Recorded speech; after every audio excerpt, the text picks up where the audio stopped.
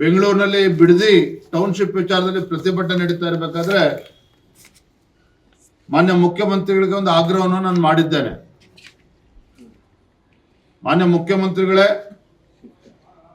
ತಾವು ಕನಕಪುರದ ಮುಖ್ಯಮಂತ್ರಿಗಳಲ್ಲ, ಇವರು ಕರ್ನಾಟಕ ರಾಜ್ಯದ ಮುಖ್ಯಮಂತ್ರಿಗಳು. ಯಾವುದೇ ಒಂದು ಯೋಜನೆಯನ್ನ ತೀರ್ಮಾನ ಮಾಡಬೇಕಾದ್ರೆ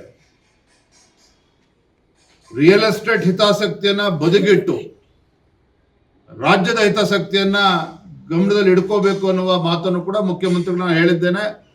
ಬಹಿರಂಗವಾಗಿ ಪತ್ರವನ್ನು ಕೂಡ ನಾನು ಬರೆದಿದ್ದೇನೆ. ಏನು ಮಾನ್ಯ ಮುಖ್ಯಮಂತ್ರಿಗಳ ಒಂದು ಕನಸಿದೆ, ಬೆಂಗಳೂರು ಎರಡನೇ ಒಂದು ವಿಮಾನ ನಿಲ್ದಾಣ ಬರಬೇಕು ಅಂತೇಳಿ. ಅದನ್ನ ಕನಕಪುರಕ್ಕೆ ತೆಗೆದುಕೊಂಡೇನು ಹೊರಟಿದ್ದೀರಿ, ನಾ ಪತ್ರವನ್ನು ಕೂಡ ಬರೆದಿದ್ದೇನೆ. ತುಮಕೂರು ಅಕ್ಕಪಕ್ಕ ಆ ವಿಮಾನ ನಿಲ್ದಾಣ ಬಂದ್ರೆ ಖಂಡಿತ ವಿಮಾನ ನಿಲ್ದಾಣದ ಲಾಭ ಸುಮಾರು 7-8 ಜಿಲ್ಲೆಗಳಿಗೆ, ಚಿತ್ರದುರ್ಗ ಇರ್ಬೋದು, ತುಮಕೂರು ಇರ್ಬೋದು, ದಾವಣಗೆರೆ ಇರ್ಬೋದು, ವಿಜಯನಗರ, ಕೊಪ್ಪಳ, ಈ ರೀತಿ 8-10 ಜಿಲ್ಲೆಗಳಿಗೆ ಇದರ ಲಾಭ ಆಗ್ತದೆ. ಅಲ್ಲೂ ಕೂಡ ಆರ್ಥಿಕ ಬೆಳವಣಿಗೆ ಆಗ್ತದೆ, ಯುವಕರಿಗೆ ಉದ್ಯೋಗ ಸಿಗ್ತದೆ. ಅದನ್ನ ಬಿಟ್ಬಿಟ್ಟು ಕೇವಲ ರಿಯಲ್ ಎಸ್ಟೇಟ್ಗೆ ಸೀಮಿತ ಮಾಡಿಕೊಂಡು ಕನಕಪುರದಲ್ಲಿ ಏರ್ಪೋರ್ಟ್ ಮಾಡೋದ್ರಿಂದ ಖಂಡಿತ ಅದು ಕರ್ನಾಟಕಕ್ಕೆ ಯಾವುದೇ ರೀತಿ ಲಾಭ ಆಗೋದಕ್ಕೆ ಸಾಧ್ಯ ಇಲ್ಲ. ಅದ್ರ ಬದಲಾಗಿ ಬೆಂಗಳೂರು ಮಹಾನಗರದ ಮೇಲೆ ಏನು ಒತ್ತಡ ಈಗಾಗಲೇ ಬೀಳ್ತಾ ಇದೆ, ಅದು ಟ್ರಾಫಿಕ್ ಕಂಜೆಷನ್ ಇರ್ಬೋದು, ಬೇರೆ ಬೇರೆ ರೀತಿ ಸಮಸ್ಯೆಗಳನ್ನ ಬೆಂಗಳೂರು ಜನತೆಯನ್ನು ಅನುಭವಿಸ್ತಾ ಇದ್ದಾರೆ. ಆ ಸಮಸ್ಯೆಗಳು ಇನ್ನೂ ಕೂಡ ಉಲ್ಬಣ ಆಗ್ತದೆ ವಿನಃ ಖಂಡಿತ ಅದರಿಂದ ಬೆಂಗಳೂರು ಮಹಾನಗರಕ್ಕಾಗ್ಲಿ ಕರ್ನಾಟಕಕ್ಕಾಗ್ಲಿ ಯಾವುದೇ ರೀತಿ ಲಾಭ ಆಗೋದಕ್ಕೆ ಸಾಧ್ಯ ಇಲ್ಲ. ಹಾಗಾಗಿ ಈ ನಿಟ್ಟಿನಲ್ಲಿ ಮಾನ್ಯ ಮುಖ್ಯಮಂತ್ರಿಗಳು ಇದ್ರ ಬಗ್ಗೆ ಸಮಗ್ರವಾಗಿ ಪರಿಶೀಲಿಸಿ ಉತ್ತರ ಕರ್ನಾಟಕ ಬೇರೆ ಬೇರೆ ಜಿಲ್ಲೆಗಳ ಪ್ರಮುಖರ ಜೊತೆನೂ ಕೂಡ ಚರ್ಚೆ ಮಾಡಿ, ಶಾಸಕರುಗಳ ಜೊತೆನೂ ಚರ್ಚೆ ಮಾಡಿ ಒಳ್ಳೆ ನಿರ್ಧಾರವನ್ನ ಘೋಷಣೆ ಮಾಡಬೇಕು ಅಂತೇಳಿ ತಮ್ಮ ಮುಖೇನ ನಾನು ಮತ್ತೊಮ್ಮೆ ವಿನಂತಿಯನ್ನು ಮಾಡ್ತಾ ಇದ್ದೇನೆ. ಈ ಗೃಹಲಕ್ಷ್ಮಿ ಗೃಹಜ್ಯೋತಿ ಬಹಳಷ್ಟು ಗೊಂದಲ ಆಗಿದೆ ಜನರಲ್ಲಿ. ಈಗ ಬಾಡಿಗೆದಾರರಿಗೆ ಗೃಹಜ್ಯೋತಿ ಇದಾಗಲ್ಲ, ಅಪ್ಲೈ ಆಗೋದಿಲ್ಲ ಅನ್ನೋದು ಒಂದು ಗೊಂದಲ ಇದೆ. ಗೊಂದಲ ಸೃಷ್ಟಿ ಮಾಡಿರ್ತಕ್ಕಂಥವ್ರು ರಾಜ್ಯ ಸರ್ಕಾರವೇ. ಯಾಕೆ ಅಂತ ಹೇಳಿದ್ರೆ ಹೊಸದಾಗಿ ಅರ್ಜಿಯನ್ನ ಹಾಕಬೇಕು ಅಂತೇಳಿ ತೀರ್ಮಾನ ತೆಗೆದುಕೊಂಡ್ರು. ಆ ನೆಪದಲ್ಲಿ ಒಂದು 5-6 ತಿಂಗಳು ಇದನ್ನ ಪೋಸ್ಟ್ಪೋನ್ ಮಾಡಿದ್ರೆ ಸ್ವಲ್ಪ ಆರ್ಥಿಕ ಸಂಕಷ್ಟದಲ್ಲಿರ್ತಕ್ಕಂಥ ರಾಜ್ಯ ಸರ್ಕಾರ ಇವತ್ತು ಬೊಕ್ಕಸಕ್ಕೆ ಅಂತ ತೊಂದರೆ ಆಗ್ತಾ ಇದೆ. ಹಣಕಾಸಿನ ಸಮಸ್ಯೆಯನ್ನು ಉಲ್ಬಣ ಆಗಿದ್ದು ರಾಜ್ಯ ಸರ್ಕಾರದಲ್ಲಿ. ಇವೆಲ್ಲವೂ ಕೂಡ ಸುಧಾರಣೆ ಆಗ್ತದೆ ಅನ್ನೋ ಭಾವನೆಯಲ್ಲಿ ಇದ್ದಂತೆ ಕಾಣ್ತಾ ಇದೆ.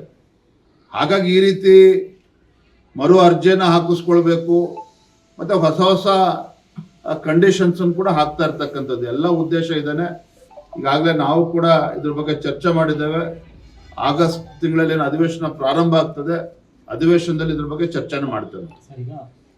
ನೀಟ್ ವಿಚಾರದಲ್ಲಿ ಸರ್ಕಾರ ಕಳೆದ 20 ದಿನಗಳಲ್ಲಿ ಹೋರಾಟ ನಡೀತಿದ್ದು ಕೂಡ ಸಮಸ್ಯೆಯ ತೀವ್ರತೆ ಅರಿತ ಅರ್ಥ ಮಾಡ್ಕೊಳ್ಳೋದಾಗಿರ್ಬೋದು, ಆ ಮೃತ ಕುಟುಂಬಗಳಿಗೆ ಒಂದು ಸಾಂತ್ವನ ಹೇಳುವಂಥದ್ದು, ಧೈರ್ಯ ಹೇಳುವಂಥದ್ದು, ಈ ಥರದಾಗಿ ಪ್ರಯತ್ನ ಮಾಡೋದ್ರ ಪರಿಣಾಮನೇ ನಿನ್ನೆ ಹೋದಂಥ ಇಷ್ಟೊಂದು ಉದ್ವಿಗ್ನ ಒಂದು ಪರಿಸ್ಥಿತಿ ಮುಟ್ಟಾದ ಕಾರಣ ಅಂತ. ಆಮೇಲೆ ಏನು ನಾಟ ಇದೆ, ಮತ್ತು ಕನಿಷ್ಠ ಪಕ್ಷ ಧರ್ಮೇಂದ್ರ ಪ್ರಧಾನ್ ನಮ್ಗೆ ಕ್ಷಮೆ ಕೂಡ ಕೋರಿಲ್ಲ ಅಂತ ಇದುವರೆಗೂ ಇಶ್ಯೂ ಬಗ್ಗೆ ಮಾತಾಡಲಿಲ್ಲ. ಧರ್ಮೇಂದ್ರ ಪ್ರಧಾನ್ ಅವರು, ನಾನು ಕೂಡ ದೃಶ್ಯ ಮಾಧ್ಯಮಗಳಲ್ಲಿ ನೋಡಿದ್ದೇನೆ, ಈ ಘಟನೆ ಆಗಬಾರ್ದಿತ್ತು ಅನ್ನೋದ್ರ ಬಗ್ಗೆನೂ ಕೂಡ ಮಾತನಾಡಿದ್ದಾರೆ. ನೀಟ್ ಮರುಪರೀಕ್ಷೆನೂ ಕೂಡ ವ್ಯವಸ್ಥಿತವಾಗಿ ಆಗಿದೆ. ಮತ್ತೊಂದು ಕಡೆ ನಿನ್ನೆ ದಿನ ನಮ್ಮ ಕೇಂದ್ರ ಸಚಿವರು, ಹಿಂದಿನ ರಾಷ್ಟ್ರೀಯ ಅಧ್ಯಕ್ಷ ಆಗಿರುವಂತಹ ನಡ್ಡಾಜಿಯವರು ಕೂಡ ಪ್ರಮುಖರನ್ನು ಕೂತು ಕರೆಸಿ ಚರ್ಚೆನ ಕೂಡ ಮಾಡ್ತಾ ಇರುವಂಥದ್ದು ಕೂಡ ತಾವು ನೋಡಿದ್ದೀರಿ.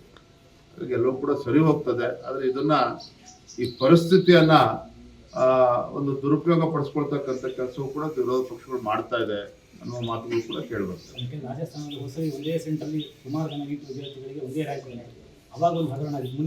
ಮೊನ್ನೆ ಸರಿ ಆಗ್ಬೋದು ಅನ್ನೋ ನಿರೀಕ್ಷೆ ಇತ್ತು. ಮೊನ್ನೆ ಕೂಡ ಹೀಗೆ ಅಂದರೆ ಅದು ಕ್ರೆಡಿಬಿಲಿಟಿ ಕಳ್ಕೊಳ್ತಾರೆ. ಹಾಗೆ ಸರಿ ಮಾಡಬೇಕು ಅನ್ನೋ ಒಂದು ಡಿಮಾಂಡ್. ವ್ಯವಸ್ಥೆಗಳು ಸುಧಾರಣೆ ಆಗಬೇಕು, ಸರಿ ಹೋಗ್ಬೇಕು. ಲಕ್ಷಾಂತರ ವಿದ್ಯಾರ್ಥಿನಿಗೆ ಏನು ತೊಂದರೆ ಆಯಿತು, ಖಂಡಿತ ಅದು ಆಗಬಾರ್ದಾಗಿತ್ತು.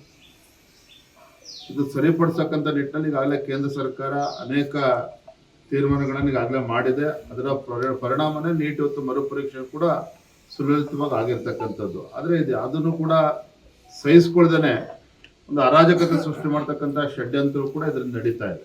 ರಾಜ್ಯ ಸರ್ಕಾರ ನಿನ್ನೆ ಜನರ ಮನೆ ಬಾಗಿಲಿಗೆ ಜಾತಿ ಪ್ರಮಾಣ ಪತ್ರ ಮತ್ತು ವಾಸಸ್ಥಳ ದೃಢೀಕರಣ ಪತ್ರ ಪರ್ಮನೆಂಟ್ ಅಂದರೆ ಗೌರ್ಮೆಂಟೇ ಅವ್ರ ಮನೆ ಬಾಗಿಲಿಗೆ ಹೋಗಿ ಕೊಡೋದ್ರ ಬಗ್ಗೆ ಮಾತಾಡ್ತಾರೆ ಸರ್ ಬಿ ಕೆ ಹರಿಪ್ರಸಾದ್ ಅವರು ಬಿಜೆಪಿ 2014 ಅಧಿಕಾರಕ್ಕೆ ಬಂದ್ಮೇಲೆ 150ಕ್ಕೂ ಹೆಚ್ಚು ಬಾರಿ